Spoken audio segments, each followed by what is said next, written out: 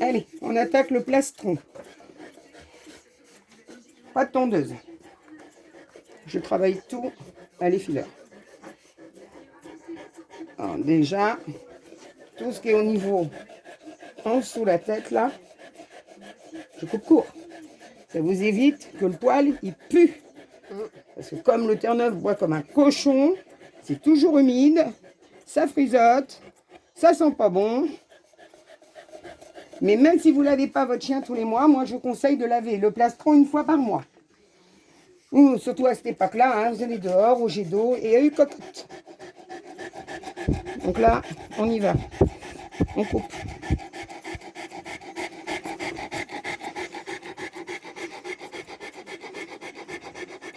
Et en plus, j'ai pas mal de difficultés du fait que c'est pas une table de toilettage, c'est une table d'expo. Et je suis pas à la bonne hauteur. Mais toi, peut-être reculer un peu, peut-être que ce sera plus facile pour se rendre compte comment je travaille. Donc, vous partez sur le côté.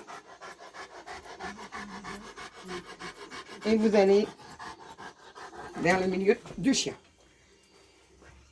Hop.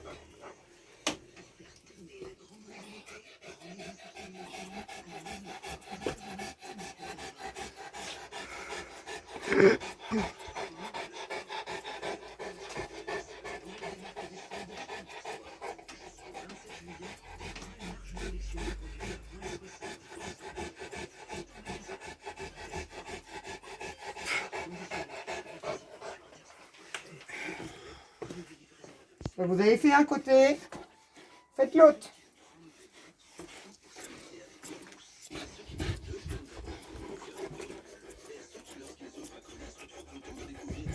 Coupez très court en dessous. Premièrement, ça dégagera l'encolure de votre chien. Voilà.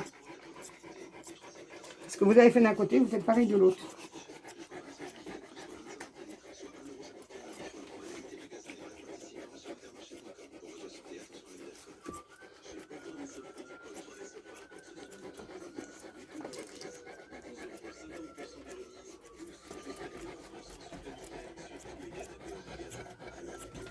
Et ensuite, vous vous mettez en face de votre chien.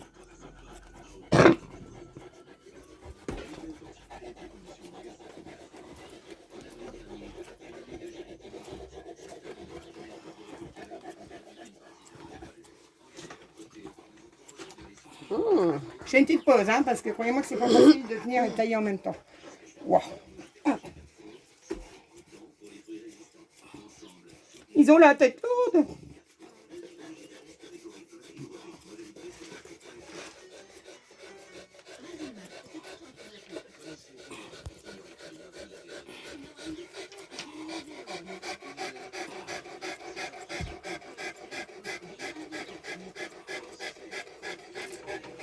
Voilà une partie de plastron qui est faite.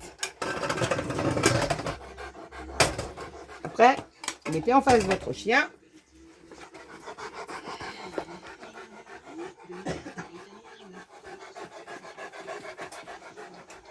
Tu veux parler un peu, ça va m'aider. Bah, T'as perdu ta langue? non. Je prends note. Bon, alors là on continue. Le problème c'est que la miss elle a compris que si elle mettait sa tête en bas, Elle était peinard. oui, mais que moi je peux pas tailler.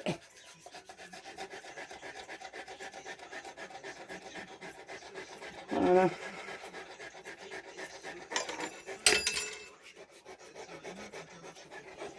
Voilà, donc là, vous avez fait cette partie-là. Mais vous ne devez pas laisser ça. On doit avoir une démarcation avec les pattes. Donc là, on creuse. Mais la démarcation du plastron, elle est où? Là, au-dessus des pattes. Là. D'accord.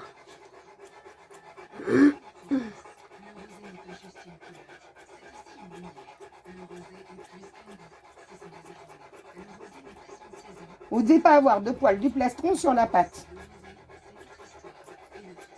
Donc on coupe.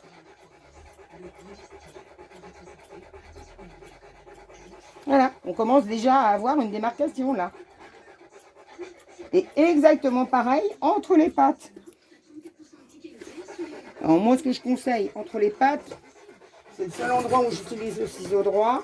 Hein, qu'après, on peut toujours tricher.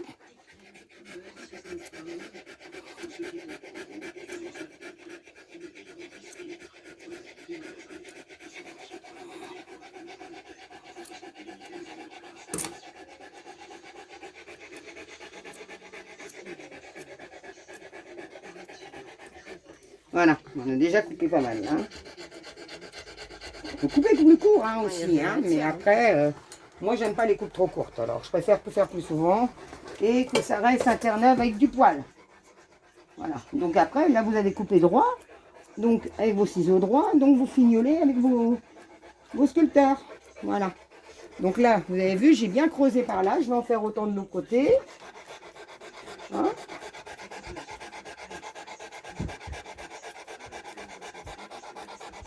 On doit bien voir surtout le haut de la pâte. Le poitrail, il est dégagé par rapport aux pattes.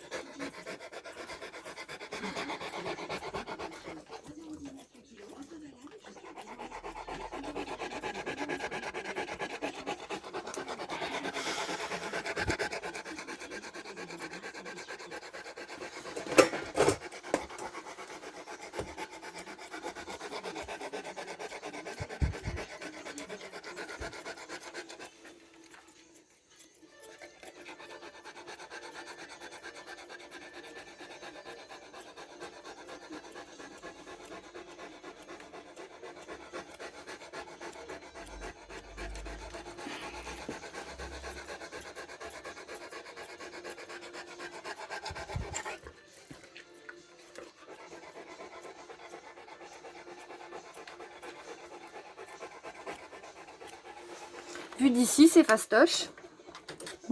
Les ciseaux, Elodie?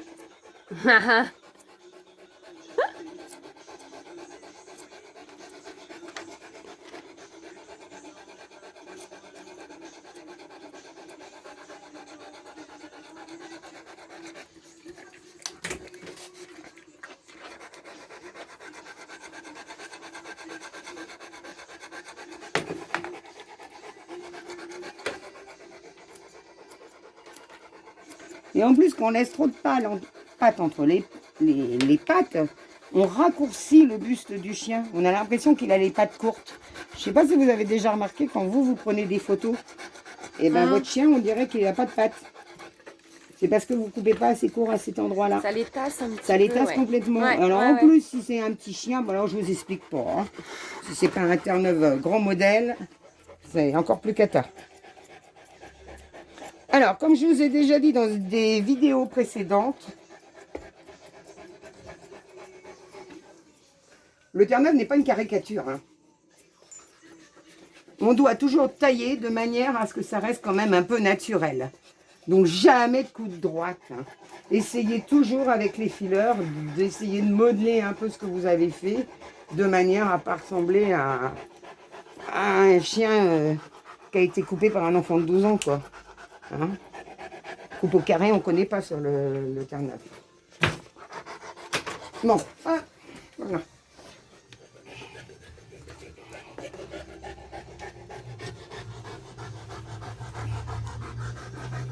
Bon, peut-être que moi, je redonnerai quelques retouches hors écran, mais le poitrail vous donne ça.